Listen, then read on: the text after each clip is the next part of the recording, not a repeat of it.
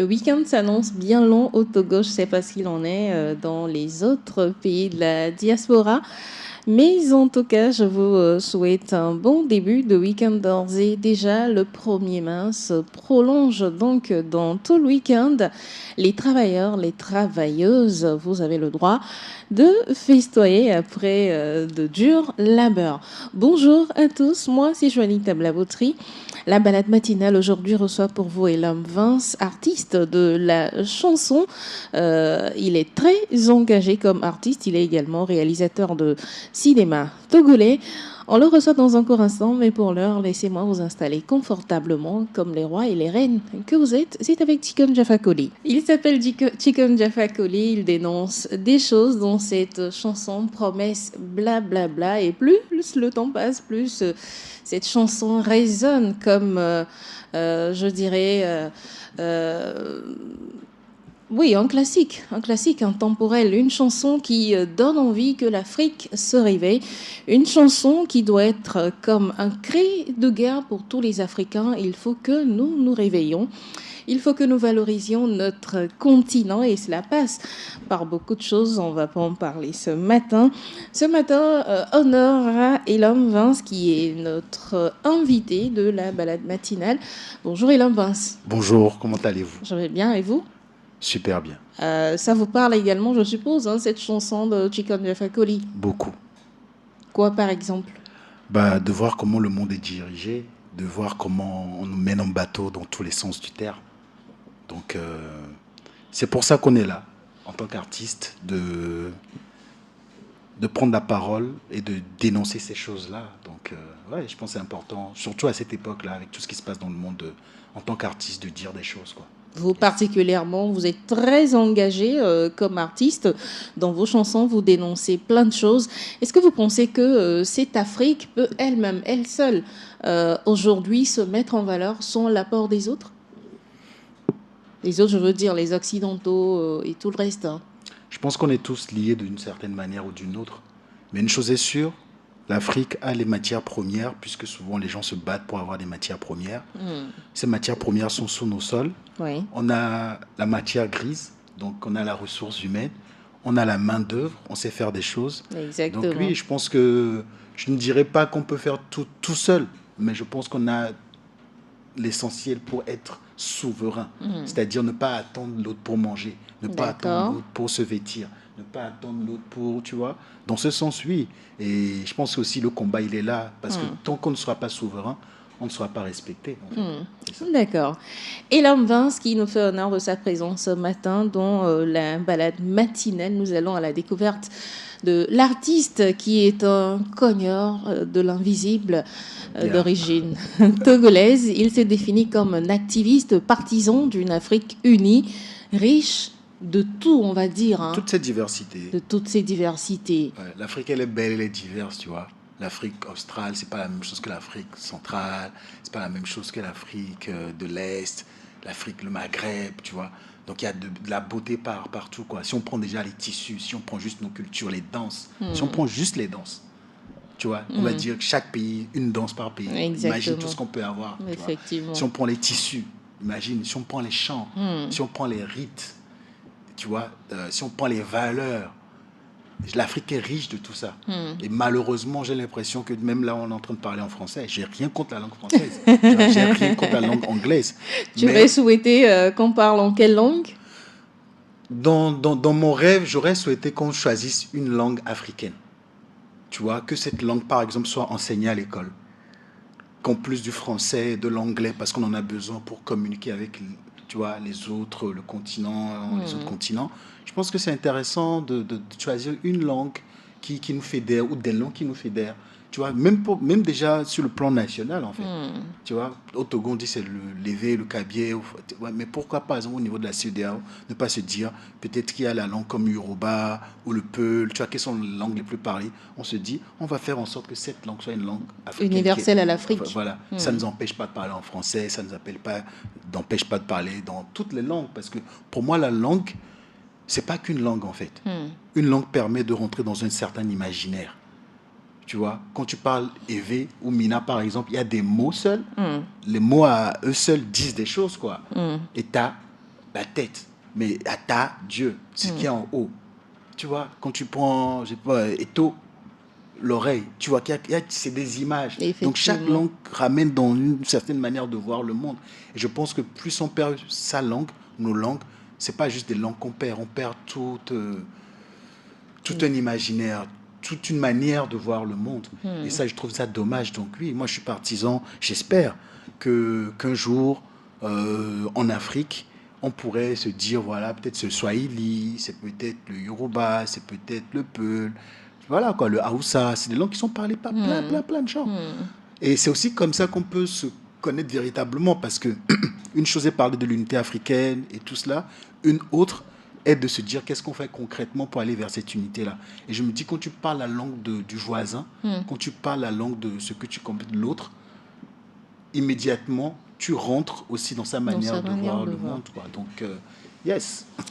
En tout cas, pour ton engagement, félicitations.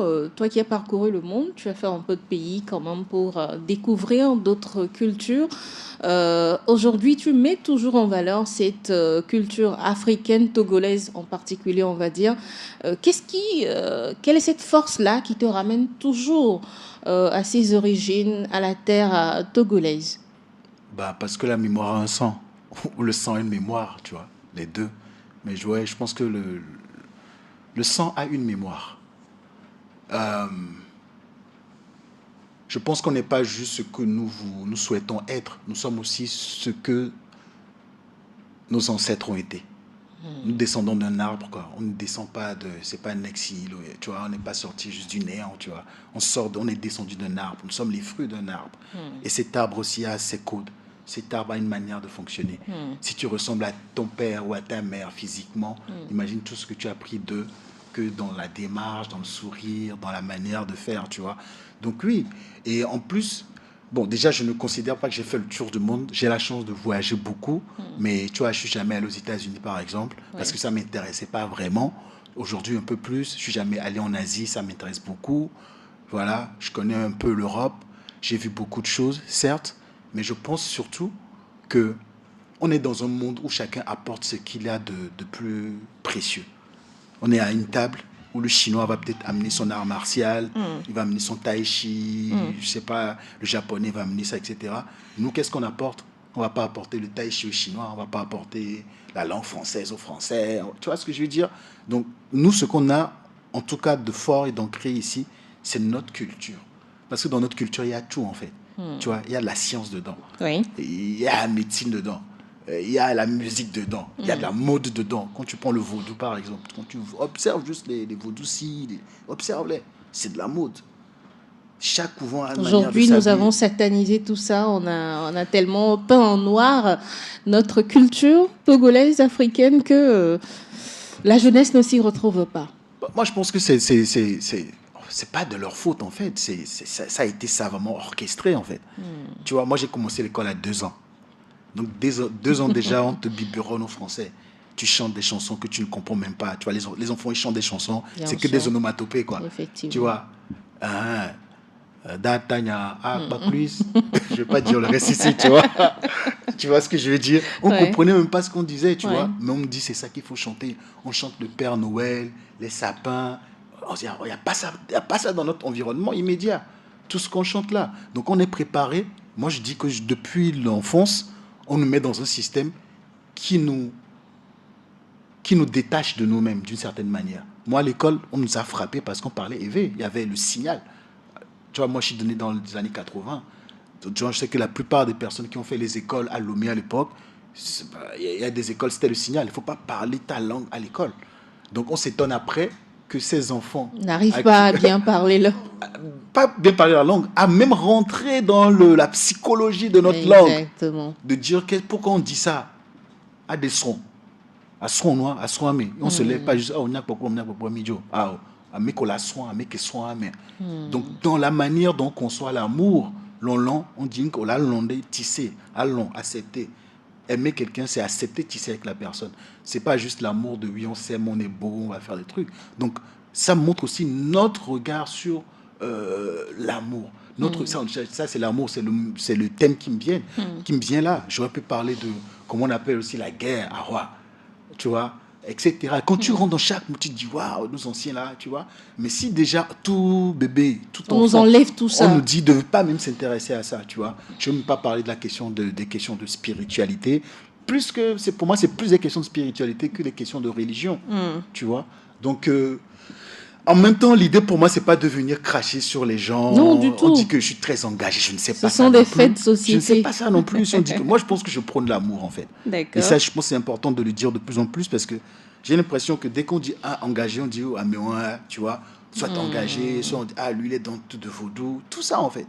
Et moi, j'ai envie de dire aux gens, toutes ces richesses sont nôtres en fait. Toutes ces richesses sont nôtres. Notre langue est une richesse en fait. Qui va me démontrer que notre langue n'est pas une richesse aujourd'hui? Que la personne vienne et qu'on s'asseye, qu'on prenne juste des mots simples de Donkusu. Pourquoi on dit Donkusu? L'œil mal de Dieu. Asu, le coup, un coup. Donc, c'est fort. Et c'est ça. Donc, je pense que ça prendra du temps. Comme ça a pris du temps pour formater les gens, ça va prendre du temps pour déformater les gens. Moi, j'ai l'impression qu'on est totalement perdu, Non. que ce n'est plus possible de Non. se rattacher à cette culture, à cette tradition qui est la nôtre. Moi, franchement, je suis très optimiste. Je ne vais pas te mentir. Pourquoi je suis optimiste principalement? Parce que je pense aussi que le modèle qu'on nous a vendu nous montre ses propres limites aussi. Ouais, ça c'est clair. Et que de toute façon, les gens sont obligés de se dire aujourd'hui, il faut réfléchir par deux fois. Ces gens qui nous ont dit ça, qui nous ont dit ça, qui nous ont dit ça, mais ils ont tel problème, Ouais. pourquoi on les suit encore? Effectivement. Donc à un moment, on est obligé de se dire, tiens, sois roulé, mais je viens de quelque part. Faut que je retourne. Il soit affilé. Il soit affilé.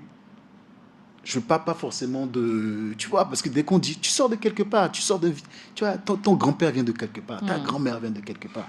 Ils t'ont légué des choses. Consciemment, inconsciemment, etc. Tu portes un nom. Tu es dans une famille. Tu peux avoir des amis, mais quelque chose va t'arriver.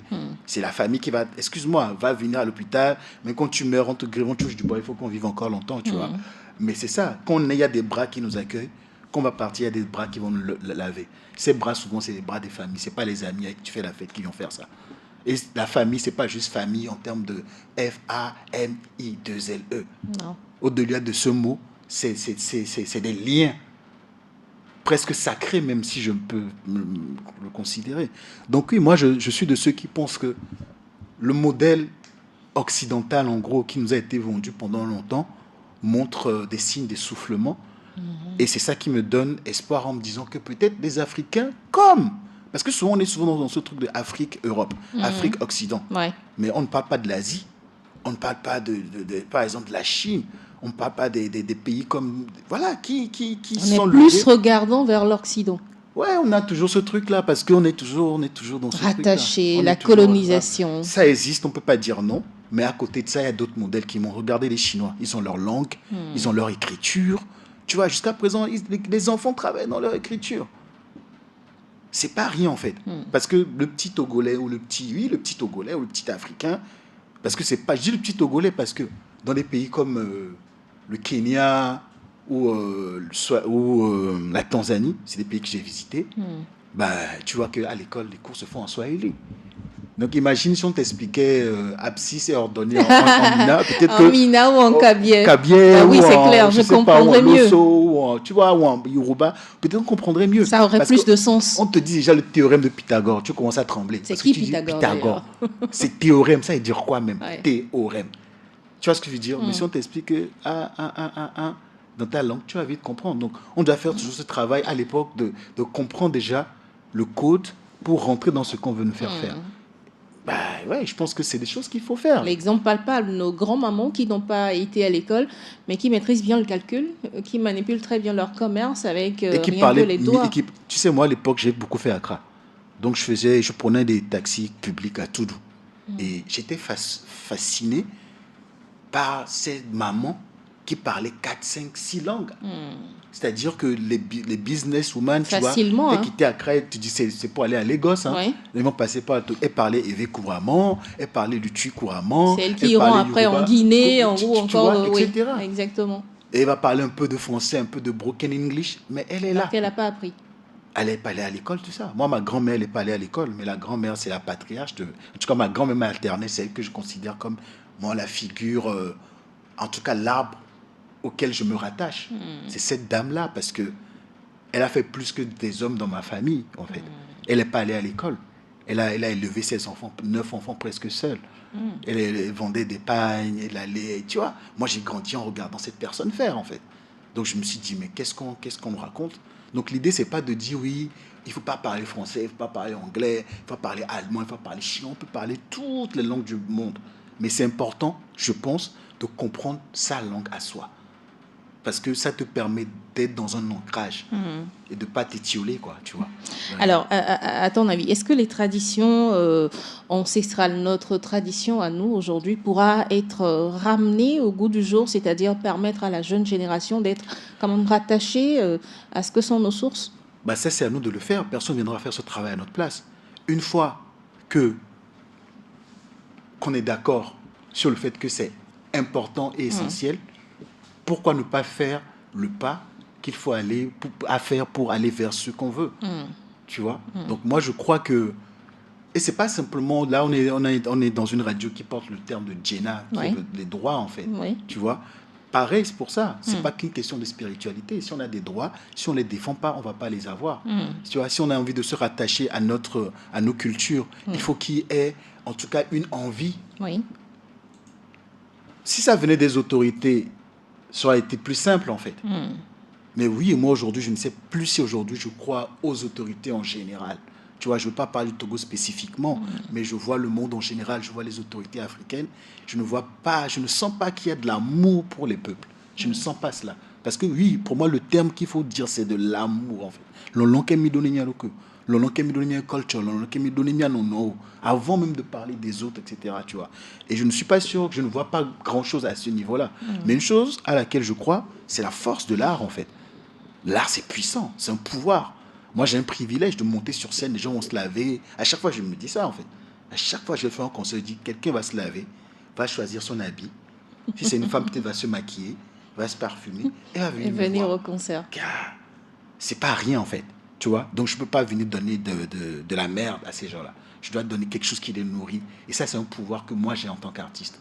Et si je n'ai pas forcément le soutien des personnes qui ont les moyens, que ce soit matériel, financiers et autres, pour pouvoir faire changer les choses, je suis conscient que ma voix, tu vois, il y a quelque chose dedans qui peut bousculer les gens. Moi, je suis là pour bousculer les gens. C'est peut-être pour ça qu'on dit que je suis engagé, je suis énervé. Moi, je suis un gars cool.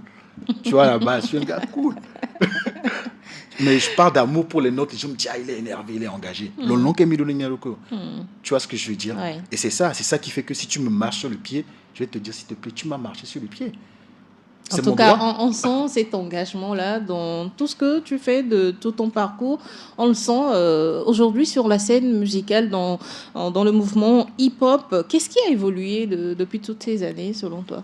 Ah, c'est compliqué de parler de ça. Tu sais, c'est très compliqué de danser soi-même et de s'apprécier. De s'apprécier. Parce que si on ne sait pas faire cela, on va rentrer dans quelque chose, on va dire, ah, t'es là pour critiquer les autres, etc., etc. Moi, j'aime dire quelque chose. Moi, je suis allé vers le hip-hop parce que c'était la culture qui me permettait de m'exprimer, de dire des choses qui dérangeaient, avec une fougue, une hargne. Et c'est ça qui, moi, m'intéresse dans le hip-hop. Mais soyons clairs, il n'y avait pas que ce hip-hop aussi.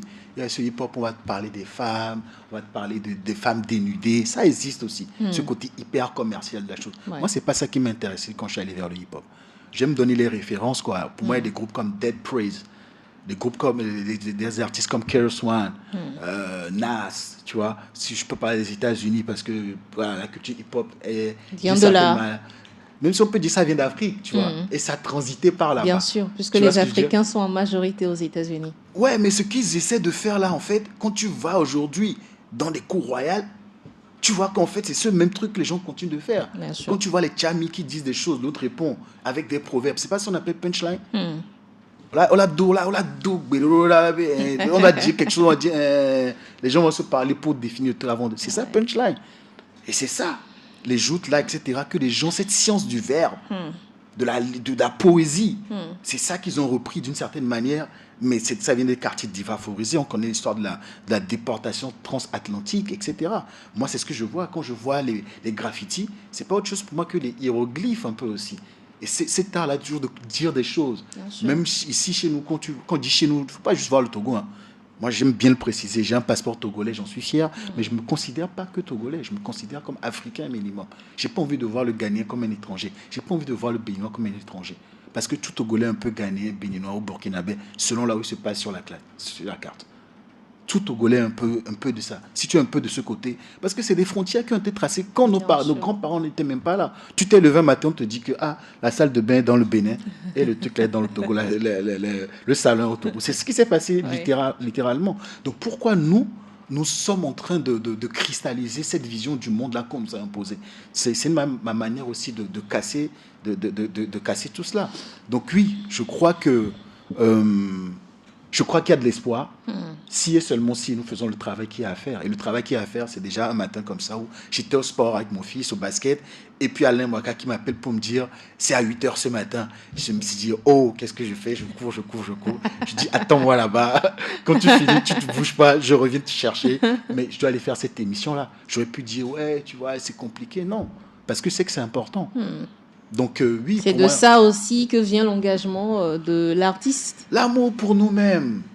Mon engagement vient de l'amour pour nous-mêmes, de toute la beauté qu'on peut créer, que je peux voir. Quand moi je vois ton bateau là-bas, je vois des choses dessus. Je vois des pirogues comme j'ai pu voir ailleurs, tu vois. Quand je vois la plage de Lomé, Perpignan, c'est pas plus grand, c'est pas plus beau. Il faut prendre soin de ça, tu vois. Donc oui, c'est-à-dire je vois de la beauté en nous. Je vois ce qu'on est capable de faire avec le peu qu'on a. Et pour faire cela, il faut bousculer un peu les gens. Donc, dès que tu commences à bousculer, les gens n'aiment pas, tu vois. Il faut qu'on les caresse. Moi, je ne fais pas du zouk love, quoi. Je ne suis pas Toto Patrick, à qui j'envoie un big up en passant, tu vois. Mais en même temps, le zouk aussi, c'est une façon de dénoncer des choses. C'est pour dire qu'on parle tous d'amour, mais pas forcément du même de angle, la même façon. Tu vois. Alors, tu mêles souvent tradition et modernité dans tes œuvres. Quelle place exactement donnes-tu à la tradition, aux racines de l'Afrique ? La place, c'est déjà dans l'imaginaire. Je rappe beaucoup en français, tu vois. Beaucoup parce que j'ai fait ce choix aussi de vouloir toucher tout le monde francophone pour commencer, tu vois. Même s'il y a beaucoup de refrains en anglais, en évé, en mina et tout le reste. Donc oui, je pense que la tradition, pour moi, à la base, c'est quelle est notre vision du monde. Je viens d'un pays où je viens d'un endroit sur Terre où on te dit que ça, là, c'est pas bien à faire. Parce que dans notre manière de voir le monde, on ne fait pas comme cela. C'est ça d'abord que j'apporte. Maintenant, il y a ce proverbe-là, tu vois ce que je veux dire? Dans la culture du hip-hop principalement, il y a la culture du sampling. C'est-à-dire qu'on va prendre un morceau de jazz, tu vois, ce que les parents écoutaient, ils samplaient, ils mettaient des basses, ils mettaient des kicks dessus et ça rappait. Donc, voilà. Donc moi, à un moment, je me suis dit, oui, je n'ai pas vécu aux États-Unis, même si j'ai eu des parents qui m'ont fait écouter la musique du monde, quoi, de la rumba, la salsa, au jazz. Tu vois, j'ai écouté beaucoup de choses quand j'étais enfant. Mais plus je grandis, je me dis pourquoi moi, je n'ai pas envie de sampler les sons de chez moi. Pourquoi aller prendre toujours un Miles Davis? Parce qu'à un moment, à un niveau, il faut payer les droits aussi. Bien sûr. Tu vois, si tu as envie de sortir le truc, Kanye West, quand il est arrivé, il a tellement samplé qu'on a changé la législation sur la chose, tu vois. Donc oui, eux sont aux États-Unis là-bas. Alors qu'ici, moi, j'ai l'opportunité d'aller voir des anciens, prendre des sons, écouter. Voilà, un morceau comme Améouga. Moi, là-bas, c'était un projet que je faisais avec les tantes de Amitek, de Jantakan. Je faisais ce travail de récolter des sons anciens qui marquent pour moi les points importants de la vie. Il y avait la naissance, il y avait la mort, il y avait le mariage. Tu vois, quels sont... Et je commençais à faire ce travail de collecte là. Et les dames sont arrivées au studio Colibri. À l'époque, elles étaient à Laobé, je les faisais venir à Lomé. Elles ont chanté ce morceau, Améouga, Améouga, avec les couplets, avec les choses qu'ils chantaient. J'ai dit ça, un seul mot, mais qui veut dire l'être humain a plus de valeur que les choses. Que tout. Voilà, Améouga, que l'argent, les biens matériels, le fer. Une phrase qui dit ça. Je dis, j'ai envie de sampler ça. Donc j'envoie ça à mon beatmaker qui est basé à Paris, qui est franc-béninois, Kofi. Je dis, Kofi, ça là, on va faire un truc avec. Voilà, c'est des rythmes qui sont un peu comme cela, mais si on réfléchit sur le truc, on fait ça. Et quand je finis, je dis, qu'est-ce que je raconte sur le truc? J'ai envie de raconter une histoire du passé, du présent, du futur. Donc le passé, je me suis posé la question. Dans une société, on a chanté Améouga, il y a eu quand même la traite, en fait. Comment cela s'est-il fait, en fait? De se dire que les gens qui disent, ah, mais où Gamouga, tu vois? Donc, oui, je raconte l'histoire de la traite. Deuxième couplet, on est encore dans un pays où si tu n'as pas d'argent, tu vas à l'hôpital, tu meurs. Moi, on a une amie, Faouzia, paix à son âme, qui à l'époque, à tous les concerts, Faouzia venait nous aider pour les chaises, etc. Une grande artiste dans l'âme, tu vois. Et un jour, elle n'est pas venue à un concert, on a appris en fait qu'il y a un accident, le temps d'aller à l'hôpital, Faouzia est décédée. Et c'est Faouzia, il y en a plein beaucoup de gens qui décèdent parce qu'ils n'ont pas d'argent pour payer. Comment dans une société où on chante Améouga, on ne peut pas réfléchir à un système pour que quand tu arrives, on puisse te soigner avant de voir comment payer. Ou les gens, on laisse les gens mourir. Oui, c'est des choses qui m'écœurent en fait. Quand tu vas au CHU, quand j'ai vu des choses, c'est des choses qui me sont arrivées à moi-même, à des gens de ma famille, des choses que j'ai vues. Et dans le clip que je fais, c'est une dystopie, mais je me dis peut-être en 2092, 2095, on va commencer à vendre de l'air pur. Là, tu vois, à l'époque, on ne pensait pas vendre de l'eau en bouteille en fait. Moi, quand j'étais né, il y avait toujours un vase là. Il y avait de l'eau dedans. De l'eau dedans. Quand les gens arrivaient, ça, c'est ce qu'on donne toujours fraîche, au ménazéa. Naturellement. Donc ça a une flavor, tu vois, quelque chose. Donc sûrement que nos grands-parents s'étaient maniés de filtrer, etc. Nous, on ne savait pas. Mais cette eau-là, on donne aux gens avant de parler. On est arrivé dans une société où c'est normalisé qu'on achète l'eau. Je ne suis pas contre moi, mais j'en achète aujourd'hui. Mais en réalité, est-ce que le monde avance si on vend l'eau qui est la ressource première on est 80 à 70% d'eau, quoi. Tu vois? Ben, peut-être que dans quelques années, et on va ouvrir des shops d'air pur où chacun va sortir avec son truc. Et voilà. Ça sera compliqué, hein? Ça sera compliqué, mais c'est ça pour moi en tant qu'artiste, parce que je suis là, j'observe un truc, je vais derrière la chose, je le vois depuis le dos, je vais devant, je le vois après, je le vois de profil, et c'est avec ça que moi je vais créer. Donc, il y a une modernité dans le sens où, tu vois, déjà les machines qu'on utilise, le fait de voyager, de proposer ça dans d'autres pays, d'apporter cette parole-là au monde, à Méouga, quoi. Rappeler ça aux gens. Et justement, parlons d'Améouga, on en parle tellement, je veux bien écouter le son. Ben, je ne sais pas si on peut le jouer, si tu veux que je le redonne ici. Si, ça peut se jouer, mais je veux bien l'écouter. Ah ouais, donc... Qu'est-ce qu'on fait? Est-ce qu'on fait un couplet ou on se fait le petit refrain? Le petit refrain, le petit refrain, ouais. Ou peut-être tout. C'est comme tu veux, tu me dis. Non, moi, on commence par le petit refrain, parce qu'on va écouter beaucoup de choses. Ok, donc ça fait...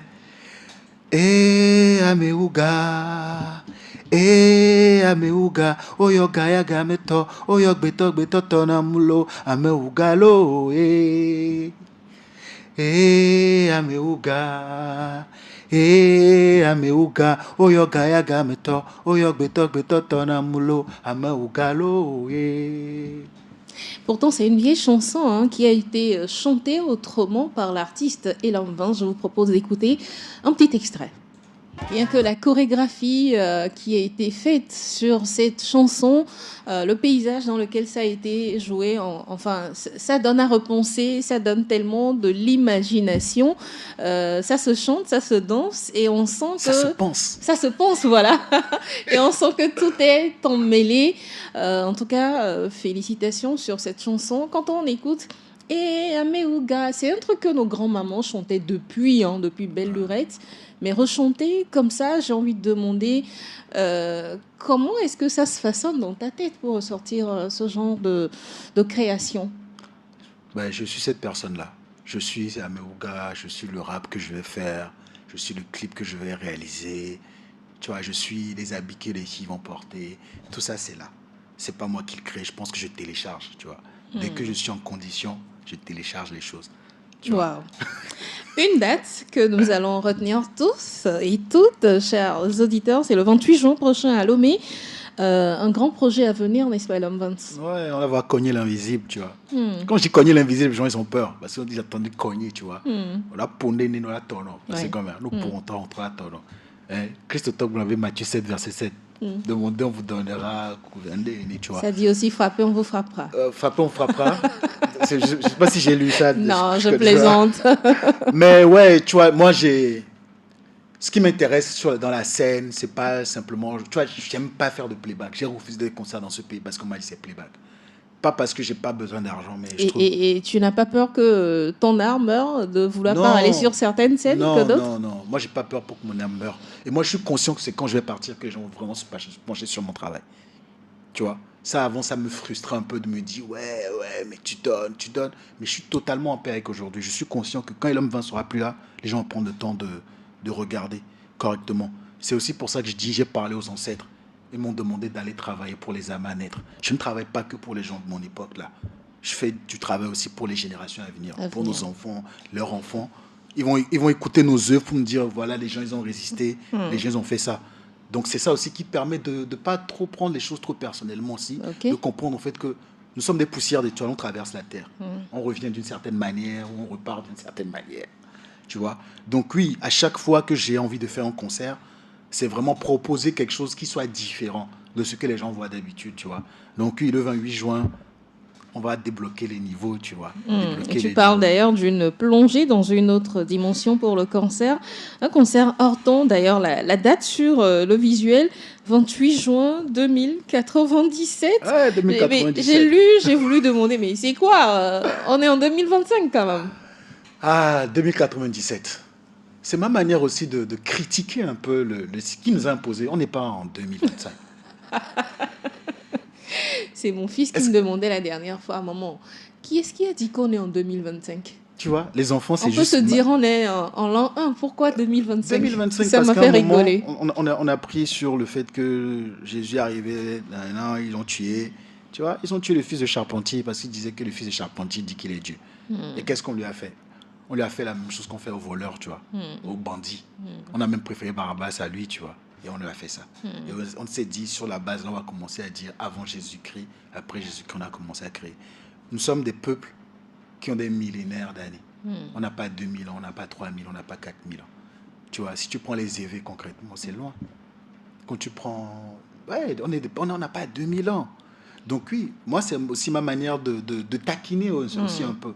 Pour dire, à la base, ce concept, c'était des amis à Paris qui prenaient les dernières lettres de l'année. Tu vois, donc on était en 2023, par exemple. Oui. Nous, on dit 2032. Ils inversaient les deux derniers chiffres, tu vois. Un peu comme aussi le verlan, quoi. Gina, Nadji, tu vois. Aloba, tu vois, comment on fait dans le truc. Exactement. Et après, moi, ça m'a plu. Quand on est arrivé en 2019, ça fait 2091. Ok. Maintenant qu'on est arrivé en 2020, je ne vais pas retourner en 2002. J'ai fait 2081 plus 1. Donc 2092. Donc 2095, pour moi, c'est aussi une manière de me dire qu'est-ce que j'ai envie de faire si c'était. Donc mon concert, c'est pas juste venir, c'est créer une ambiance, même quand les gens rentrent dedans. Pas dans le futur, parce que le but, c'est pas de dire que je suis plus loin. Non, je suis décalé. Parce que la manière dont ça se fait, ça me plaît pas. Tu vois, j'ai pas peur que mon art meure parce que je refuse d'aller sur des concerts où je vais faire du playback au public. Pour moi, c'est pas respecter le public là qui vient me voir. Parce que si la personne veut écouter mon album, peut rester à la maison l'écouter. Mais une fois qu'il sort, qu'il écoute, le minimum que je puisse faire, c'est un semi-live, quoi, qu'un DJ puisse jouer, que moi je puisse performer. Et quel plaisir en fait j'ai à venir mimer mes propres chansons. En fait, j'ai pas de plaisir, même pour moi-même. Moi, je monte sur scène pour moi, c'est bail. Je monte sur scène parce que ça me plaît, parce que je sais que moi, ça me transporte. J'ai la chair de poule sur des morceaux, etc.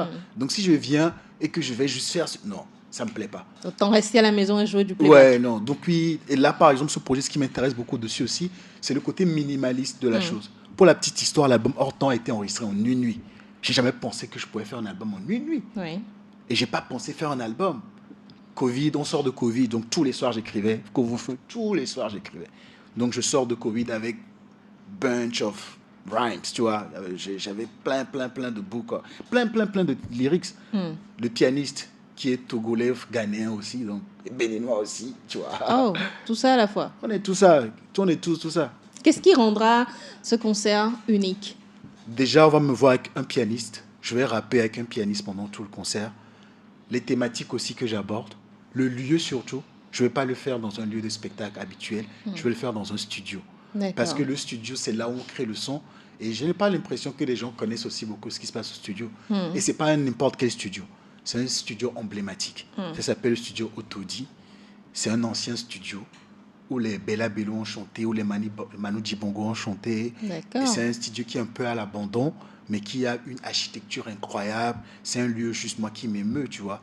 Donc oui, j'ai envie de faire un concert dans un studio. J'ai envie que les gens viennent dans l'antre de la création, tu vois, pour proposer quelque chose d'inédit, tant musicalement autant lyricalement, et puis tout ce qui va avoir autour, parce qu'il y aura des projections, il y aura à manger, tu vois, c'est zéro. Ce sera un tout, en fait. C'est un tout. C'est un tout, et voilà, ça, c'est vraiment une plongée dans quelque chose de différent, quoi. Il y aura des stands ici, des trucs là, et puis le soir, il y aura le concert. Mais moi, c'est ce qui m'intéresse, c'est ce qui me manque d'ailleurs à Lomé, tu vois. C'est ça aussi, je dis, j'ai la chance de voyager. Tu vois, là, je joue à Berlin dans quelques jours encore. Donc, je vois des choses. Et que chez moi, quand je viens, c'est toujours presque les mêmes choses. Ouais. On va faire un grand podium, les artistes vont passer, on va faire du playback. En quelques heures et c'est fini. Et puis, c'est parti. Moi, j'ai pas envie de ça. Et Dieu merci, tu vois, j'espère que ça va continuer. Je crève pas de faim pour me dire il faut que je prenne forcément cet argent parce que je dois le prendre, tu vois. Parce que c'est aussi là que moi je respecte mon art. Des gens sont venus me programmer sur d'autres festivals parce qu'ils m'ont vu jouer. C'est ce que aussi les artistes parfois on ne s'en rend pas compte. Parfois il y a des gens, des tourneurs, des gens qui viennent voir des choses. Qui va vouloir tourner du playback? Vraiment, si on a envie de faire la chose à un certain niveau. Tu vois ce que je veux dire? Et au-delà de cela, oui, comme je l'ai dit, c'est vraiment proposer de la musique pour le corps, l'esprit et l'âme. C'est un album qui sera donc proposé le 28 juin. Il y a un album qui est sorti hors temps, qui est sorti en septembre passé. J'ai déjà fait un concert à Paris, un concert à Bruxelles, un concert à Genève. J'étais censé faire le concert en décembre passé, mais la fatigue a pris le dessus. Et j'ai écouté mon corps, j'ai dit, là, je vais faire un burn-out si je fais ce concert. J'étais trop fatigué. Et j'ai pris 6 mois pour me reposer. Pas vraiment, parce que j'ai dû créer d'autres choses, travailler sur d'autres choses. J'ai une année où je bouge beaucoup, Dieu merci, tu vois. Je ne vais pas m'en plaindre. Et dans le temps que j'ai, dans l'année, je me dis, je serai à Lomé au mois de juin. Il faut faire un concert. Et je ne vais pas attendre de rentrer avant. Donc là, j'ai commencé à faire une écoute. Donc il y a une semaine, on a fait une écoute privée de l'album dans le lieu là. Je n'ai pas voulu l'ouvrir à tout le monde. J'ai voulu aussi essayer le lieu, voir si ça colle avec ce que C'est où exactement? C'est sur la route d'Agoué, pas loin de l'état-major. D'accord. C'est un très très beau studio. Par exemple, Vodou Game Pita Solo enregistre aujourd'hui tous ses albums là-bas. Il rentre avec toute son équipe parce que ça conserve une acoustique, même s'il n'y a plus de machines, tu vois. Il y a une acoustique là-bas qui est particulière. Et ce studio, apparemment, il n'y en a pas beaucoup dans le monde qui ont construit avec ce modèle-là, quoi. Donc, ouais, moi j'aime l'idée d'inviter les gens à venir écouter un concert dans un studio. Je trouve ça hors temps. C'est pas ce que les gens ont l'habitude de voir. Est-ce qu'il y aura suffisamment de place pour tous? Il y a toujours de la place pour tout le monde. Et s'il n'y a pas de la place pour tout le monde, on peut... Regarde, on fait des concerts des fois où on fait des back-to-back. C'est-à-dire que moi, ça m'est arrivé d'être sur des spectacles où on joue. C'est comme au théâtre, en fait.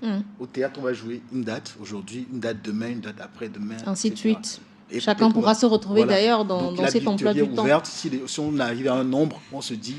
Bon, c'est le nombre là, il y en a trop, etc. On va dire aux gens, voilà, 28 juin, on va programmer une autre date. Mais le lieu, il est tellement grand. Quand je dis studio, il faut penser domaine. C'est ça aussi qui est intéressant dans cette histoire. Il ne faut pas penser studio comme on rentre ici. C'est un domaine là-bas. Où il y a de la verdure. Ah oui, parce que quand on dit studio d'enregistrement, tout le monde dans sa tête dit... Non, mais c'est des studios à l'époque où c'est pas ce qu'on fait aujourd'hui, où donne-moi une autre piste. Donne-moi une autre piste. Non. Avant, là, c'était le one shot. D'accord. Si le gars, là, si c'est dans, il finit. Si tu fais doudou, tout le monde retravaille, tout le monde va te jeter un truc. Gars, c'est quoi? Il faut reprendre tout. C'est pour ça que donc, ça prenait autant de temps, d'ailleurs. C'est des grands studios, mais ça demandait beaucoup de temps de travail, de répétition. Tu t'es sûr que quand on rentre au studio, c'est des one shot. Exactement. Donc, c'est des studios qui sont vastes, où on peut avoir un contrebasse, c'est vaste. C'est-à-dire, c'est des studios, c'est un salon, c'est plus qu'un salon. Quand tu rentres dans le studio, mais il y a aussi le dehors du studio qui est en plein air avec de belles choses. Donc, moi, ce lieu-là, on l'a exploité la dernière fois, c'était magnifique. Il y avait un endroit où on projetait les clips, et un endroit où on a fait des buffets où les gens peuvent manger. Et j'ai fait l'écoute sous un arbre, sous des grands arbres. Et c'est des choses que j'ai envie de retravailler encore pour le concert. J'ai envie de proposer au public togolais des choses qu'ils n'ont pas l'habitude de voir. Et justement, j'ai eu dire que tu as choisi d'organiser une listen party secrète pour les premiers acheteurs. Bah, c'est ça. L'idée pour moi, c'est aussi d'avoir un lien avec mes fans. Tu vois, j'aime pas d'ailleurs ce terme-là, mais je l'utilise pour qu'on se comprenne. Fan. Un lien direct, en fait. Ouais, moi, je pense que les gens de mon public sont devenus des gens de mon équipe ou des gens de ma famille d'une certaine manière. Tu vois, que ce soit à l'extérieur ou que ce soit à Lomé. J'ai vu des gens qui venaient à mes concerts, qui ont commencé à venir avec leurs enfants, qui ont commencé peut-être même dans les concerts, ont trouvé leur go dans mes concerts, tu vois, ou leurs gars. J'ai vu des couples se créer comme ça dans mes concerts. Oui. Ouais. Donc, je sais que j'ai une relation particulière avec en tout cas, une partie de mon public qui est devenue des amis, même un peu la famille, tu vois. C'est très sincèrement, et je vois mon art comme ça. Je vois pas juste l'art comme l'artiste qui vient, qui, non, qui fait le truc et qui se barre comme ça. Non. Je pense aussi que mon art, c'est aussi ma manière de communiquer et communier aussi avec mes gens. Avec mes gens. C'est aussi là aussi, je vois ce que je vaux, etc. Mais j'ai pas envie de le faire de manière. J'ai envie de proposer du nouveau, quoi. J'ai envie que la personne qui se lève dire, tu vois, c'est au-delà de ce que j'ai raconté aujourd'hui, que ça te donne envie de te dire, Nimla raté, béton. Nimla raté, dire, ah, non, tu vois.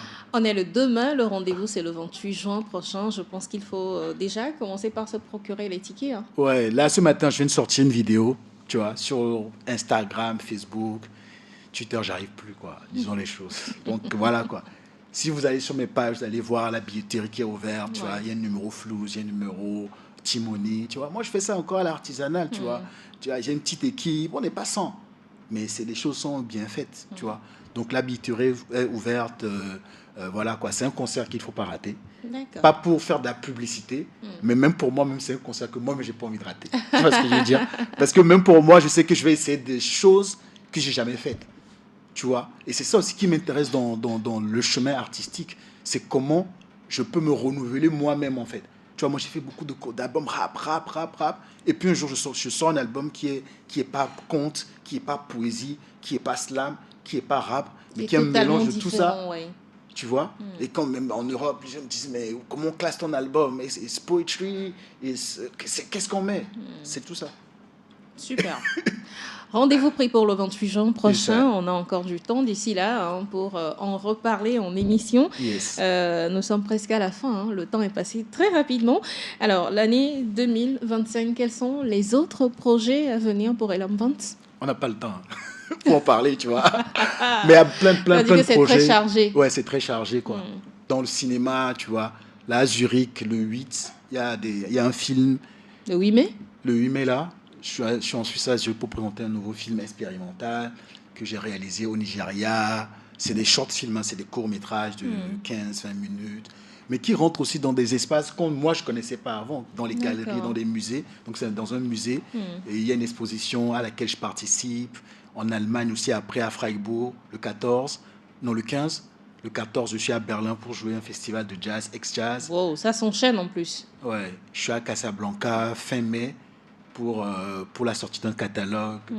J'ai sorti un nouvel album, tu vois, qu'on écoute que dans les galeries, les musées, tu vois. En tout cas, ça ne chôme pas hein, pour Elam Vance. Ah, moi, je crée. Il n'y a pas de jour, j'écris pas, j'écris. Et quand j'ai un morceau qui est prêt, j'ai la chance d'avoir quelqu'un comme Mr. Magic, Monsieur Rodrigue Bello dans ma vie, tu vois, qui gère le studio Colibri. Et je dis, des fois, je suis là, j'ai une inspiration qui est forte, j'ai même pas d'argent. Je dis, Rodrigue, il faut que je aller pour l'eau. Il m'ouvre le studio, j'enregistre. Donc j'ai des albums qui ne sont pas sortis encore, qui sont là. Et j'essaie de trouver comment on pour les sortir. Donc. Bon, avant de te laisser partir, on a beaucoup papoté, mais on n'a pas écouté beaucoup Elam Vance chanter. On va se séparer en acapella. En acapella? Oui. J'ai fait un petit truc vite fait. Super. Ce morceau s'appelle Nanlara Ansara. Ça veut dire? Si nous nous couchons, nous sommes morts. Okay. C'est en moré, une langue du Burkina Faso. Et je sais que le Burkina Faso est beaucoup à la mode en ce moment, tu vois, pour autre chose. Donc, je vais faire le début de ce texte-là. D'accord. Même si l'horizon semble aveugle, que l'aube se débat au fond de la nuit, il nous faut continuer. Même si le désarroi se fait la norme et que les désertions se comptent par milliers, il faut continuer. Continuer à marcher sur ces chemins qui nous mènent vers nous-mêmes. Nan Lara Ansara, si nous nous couchons, nous sommes morts. S'il est vrai que la culture accompagne les changements, il nous faudra continuer de penser, écrire, chanter la foudre dans la tête de toutes ces hyènes qui prennent nos avenirs en otage. Agir sur les consciences collectives en y semant le rêve, l'espoir, la vie. La suite, c'est à écouter sur les plateformes ou le 28 juin à Otodi. Merci. Elam Vance, l'artiste de la chanson togolaise, le rappeur togolais qui nous a fait honneur ce matin de sa présence dans la balade matinale. Merci. Merci à vous pour l'invitation. Ça fait énormément plaisir. Le rendez-vous, c'est le 28 juin prochain à ne pas rater. Surtout, Horton Acoustic Show, ce sera du live, en tout cas avec un pianiste. Vous ratez ça? Qui s'appelle Joachim de Zangbetor. Très, très, très grand pianiste. Tu vois, comme moi, je vois les jeunes Togolais comme ça, j'ai de l'espoir. Il déchire le garçon. Yes, I. Super. C'est ça qu'il ne faut pas rater avec tout ce qui va se faire durant cette journée. Le lieu précisément... c'est Autodi. Autodi, c'est un lieu que vous ne connaissez pas, c'est clair. C'est pas comme l'Institut français, Goethe Institut. Donc, c'est un lieu que vous allez découvrir. Donc, pour la géolocalisation, je vais le mettre bientôt en ligne, sur etc. les réseaux sociaux. Mais je pense que ce qu'il faut faire maintenant, c'est commencer à prendre des tickets. C'est une place limitée, tu vois. Parce que là aussi, le temps, on n'a pas beaucoup de temps et tout ça. Mais moi, ce qui m'intéresse beaucoup aujourd'hui, c'est pas forcément les concerts où il y a plein de gens. J'ai la chance de faire ça quand je vais dans le nombre sera limité?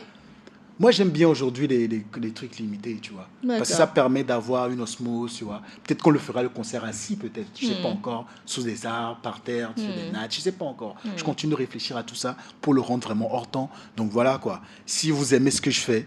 5 000 francs et vous avez votre ticket. 5 000 francs, c'est sur place. Donc si tu le paies avant, c'est 3 000 francs. Donc, carrément, c'est encore moins. Ouais, c'est encore moins. Il y a un compte Flows, il y a un compte Timoni, il y a Gozem bientôt. Tu veux donner les numéros?